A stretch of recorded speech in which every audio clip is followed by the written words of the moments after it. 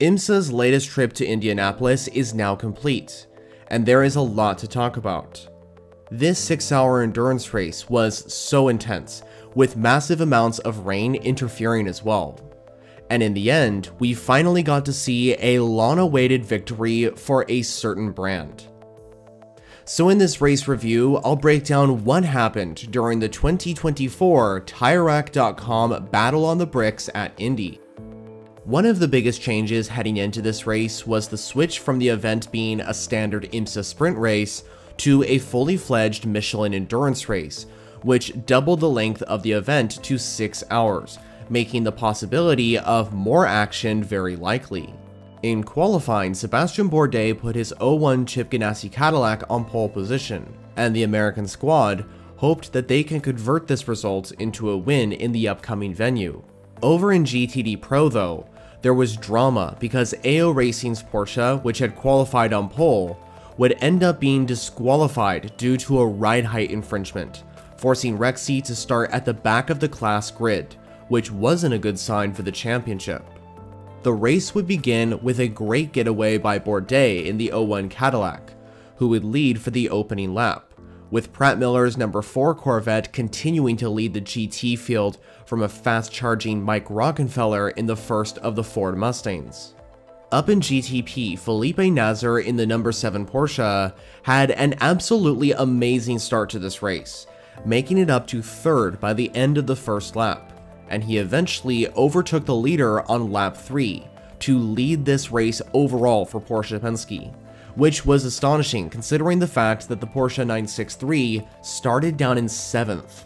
Now I do want to mention that the rain started to appear even before the race got underway, with drops visible on the camera lens, and this was just foreshadowing the intense rain that we would see later on.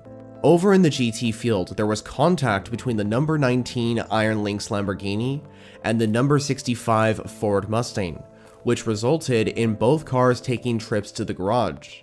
The Mustang did return to the track later on, but the damage was too severe, and both cars were eventually forced to retire. In GTP, while placed in 3rd, the number 40 WTR Dex Imaging Acura and a GT car made contact, which forced the ARX-06 into a spin at the final braking zone. This pushed the Acura down to last in GTP, but definitely not out of contention for a podium later on. Up at the front, the battle for the win continued, with Nasr in the number 7 Porsche and Bourdais in the 01 Cadillac trading positions for the lead. And with the race progressing, the rain became more intense, and the weather radar showed that more rain was on its way. Some teams decided to pit their cars for wet tires with the rain coming down more, as proven by Felipe Nasr losing control for a moment at turn 1 and was close to hitting the 01 Cadillac. Elsewhere, there was heartbreak for the Vasser Sullivan team as the number 12 Lexus had a crash on the pit straight. You can't blame driver Frankie Montecavo for the incident because of the difficult conditions he was managing, but regardless, this incident was still difficult to take, as the team would need to retire the RCF GT3 because of the crash.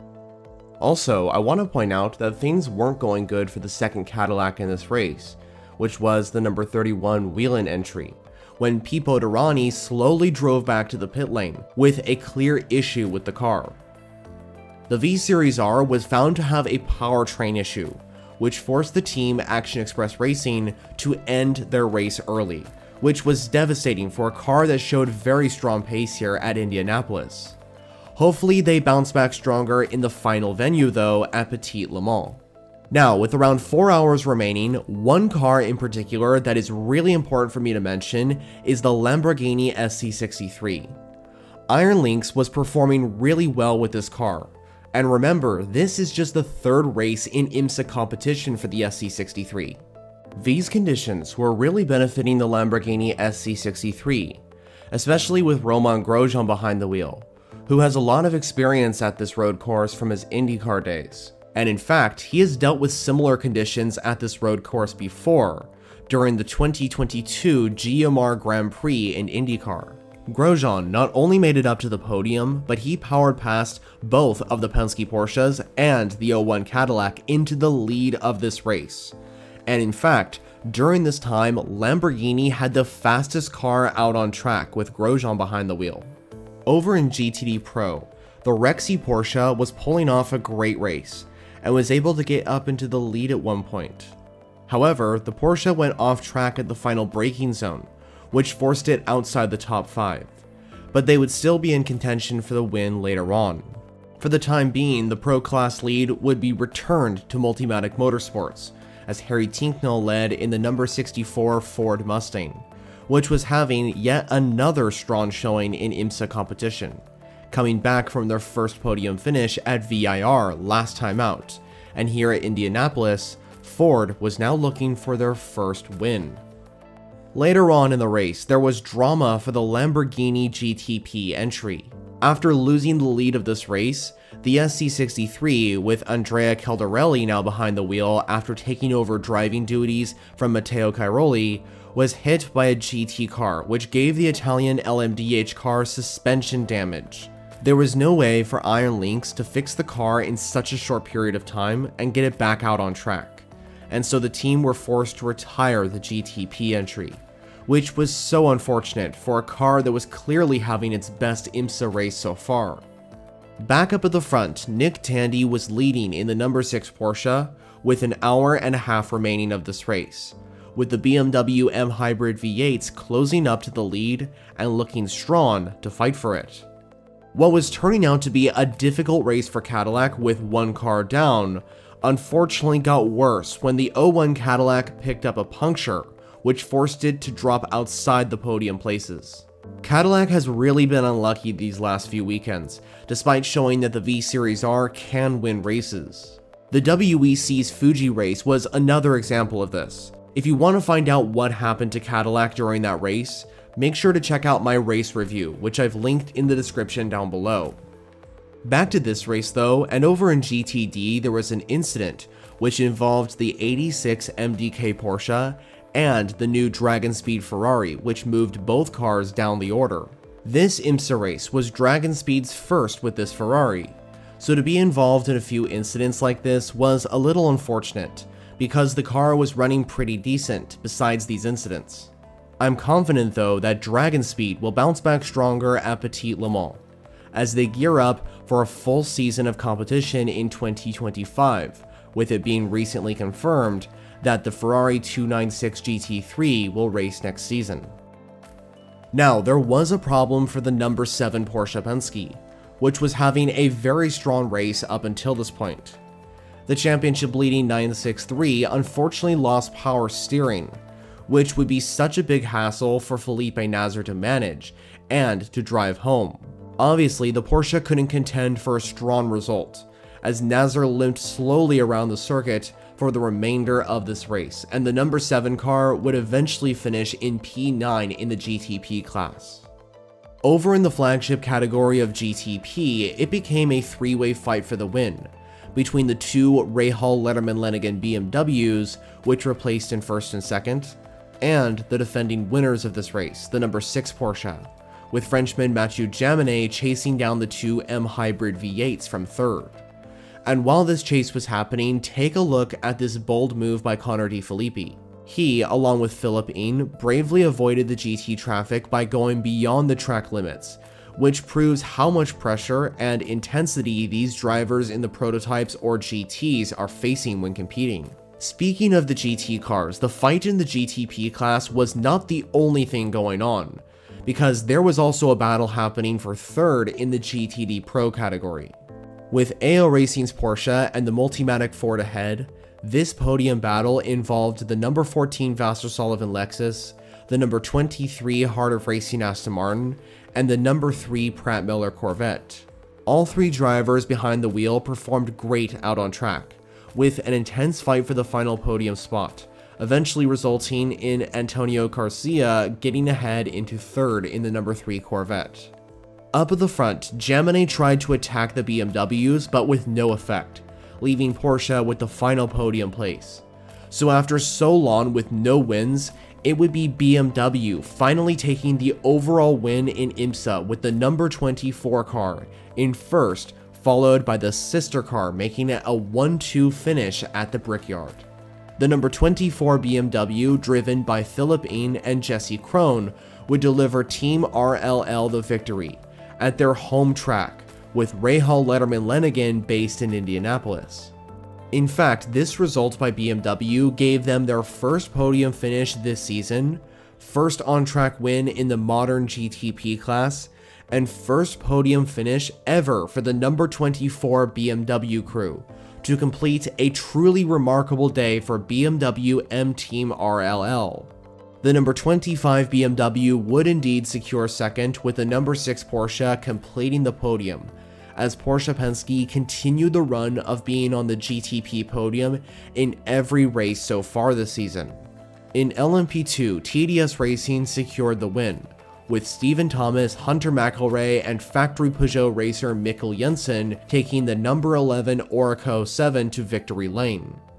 In fact, this was TDS Racing's first IMSA win since the event last year in 2023 at this very track. The championship-leading number 52 Inter-Europol by PR1 Matheson Motorsports entry would finish in second, with the number 18 ERA LMP2 entry, which won Daytona and Sebring, completing the podium. Over in GTD Pro, AO Racing did what seemed like something that was impossible, going from last to first as the championship-leading Rexy Porsche took win number 3 this year, with Lauren Heinrich and Michael Christensen driving the car to victory lane. The final 2 spots would be American GT cars. The number 64 Ford Mustang would hang on to the podium for second, with the number 3 Pratt Miller Corvette beating out the other entries to secure the final podium place. Now, Porsche didn't just win over in the Pro class, because they also won in GTD, thanks to Wright Motorsports, who took the victory for the very first time in IMSA competition this season. The number 120 Porsche was driven by Elliott Skier, Jan Halen, and Adam Adelson, who took the victory for this team. Second place went to the number 96 Turner Motorsports BMW, with the number 32 Korkhoff Preston Mercedes returning to the podium once again. Let's now take a look at the championship standings heading out of Indianapolis. Over in GTP, it continues to be the number 7 Porsche Penske that leads away. But after its result at Indianapolis, the number 6 Porsche has closed the gap to just 16 points between the two 963s. As for the rest of the top 5, the 01 Cadillac from Chip Ganassi Racing maintains 3rd place, with the number 40 Wayne Taylor Racing Andretti Acura moving up to 4th ahead of the 31 Whelen Cadillac, after the V-Series R's retirement at Indianapolis. In the category of LMP2, the leader continues to be the number 52 Inter-Europol by PR1 Matheson Motorsports entry, with the 74 Riley in second, and the number 18 ERA Motorsports Oracle 07 completing the top 3. After its win at the Brickyard, the number 11 TDS Racing entry has moved up to 4th, ahead of the number 2 United Autosports Oracle 07, which completes the top 5. Over in GTD Pro, there are no position changes among the top 5 entries. The number 77 AO Racing Rexy Porsche continues to lead this championship, and in fact has extended its championship lead off of the number 23 Heart of Racing Aston Martin by just 100 points separating the top 2. The number 1 Paul Miller BMW is in 3rd, followed by the number 14 Vassar Sullivan Lexus, and the number 3 Pratt Miller Corvette rounds off the top 5. Finally, in GTD, the number 57 Windward Racing Mercedes is in 1st, with an outstanding lead over the 2nd placed number 96 Turner Motorsports BMW of 222 points.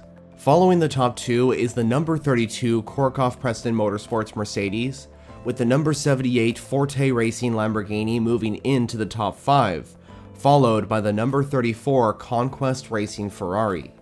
So that completes this race review of the 2024 TireRack.com Battle on the Bricks at Indianapolis. What did you think about this race at the Brickyard? And viewers, keep in mind the fact that there is just one race remaining. That is the 10-hour endurance race of Petit Le Mans to decide everything in this 2024 IMSA season. Thanks for watching. For more content on endurance racing such as the WEC and IMSA, consider subscribing if you haven't already. On screen, you'll find some suggested videos to watch next. For now though, that's it for me. You'll hear from me next in the following video.